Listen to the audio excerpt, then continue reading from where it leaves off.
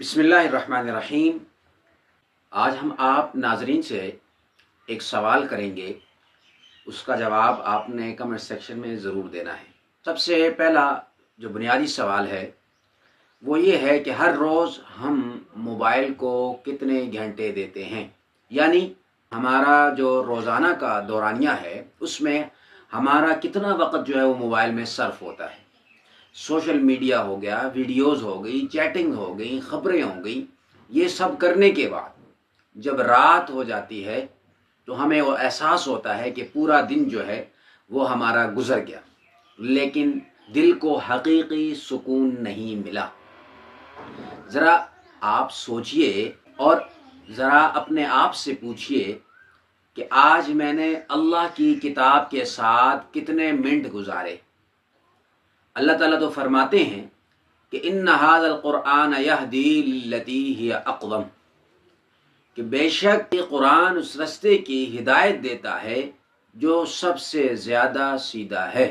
اب جو قرآن یا جو کلام یا جو کتاب سیدھے رستے کی ہدایت دیتا ہے، گمراہی سے نکالتا ہے اور روشنیوں کی طرف لے کر جاتا ہے، قلبی سکون میسر ہوتا ہے، اس کو چھوڑ کر ہم جس چیز میں اپنا وقت گزار رہے ہیں یا صرف کر رہے ہیں تو گویا وہ کسی کامیابی کی طرف نہیں جا رہا۔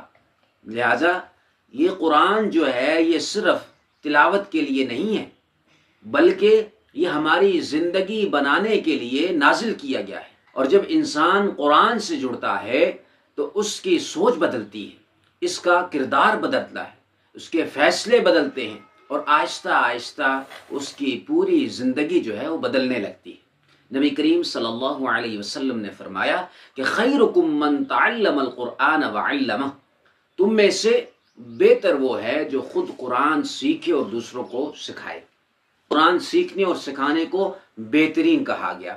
ذرا غور کیجئے، دنیا میں ہم تلاش کرتے ہیں بہتر نوکری ہو، بہتر کاروبار ہو، بزنس اچھا ہو، بہتر مقام حاصل کرنے کے لیے ہم کوشش کرتے ہیں اور بہترین جو ہے عہدہ حاصل کرنے کے لیے ہم کوشش کرتے ہیں۔ ہر چیز کو مطلب یہ کہ انسان سوچتا ہے کہ میرے لیے ہر چیز بہتر ہو، لیکن رسول اللہ صلی اللہ علیہ وسلم نے بتایا کہ سب سے بہتر انسان وہ ہے جو قرآن سیکھے اور سکھائے۔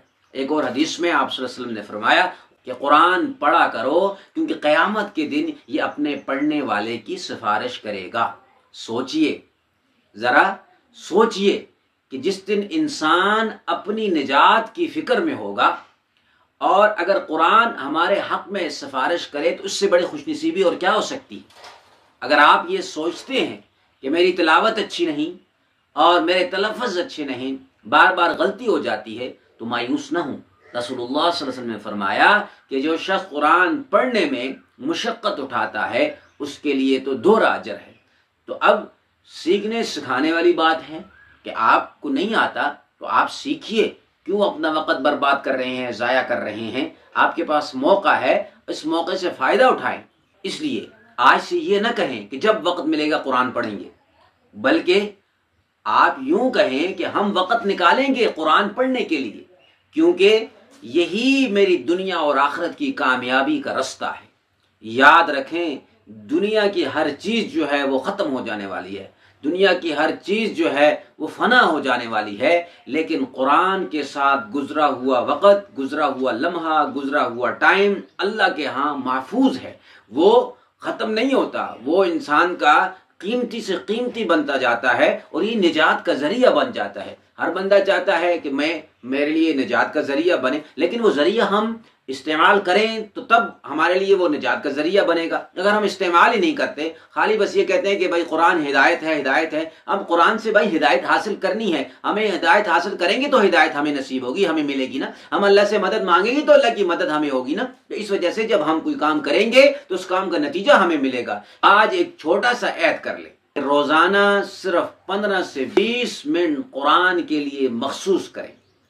اس میں چاہے آپ 1 صفحہ پڑھ لیں، چند آیات پڑھ لیں یا تجوید سیکھیں، لیکن آپ کا ایک ٹائم ٹیبل میں یہ چیز لازمی ہونی چاہیے کہ یہ وقت میں نے جو ہے یہ قرآن کو دینا ہے ہر حال میں، جب آپ کا ذہن بن جائے گا، مائنڈ بن جائے گا، اور جب آپ کی نیت اس بات کی طرف ہوگی اور آپ کا ذہن بن جائے گا، تو مجھے اللہ سے امید ہے کہ انشاءاللہ اللہ آپ کی ضرور مدد کرے گا اور آپ کو قرآن پڑھنے کی توفیق ہوگی۔ جب قرآن پڑھنے کی توفیق ہوگی تو پھر جب قرآن پڑھیں گے تو اس کے بعد آپ دیکھیں آپ کیسے بدلتی ہے آپ کی زندگی۔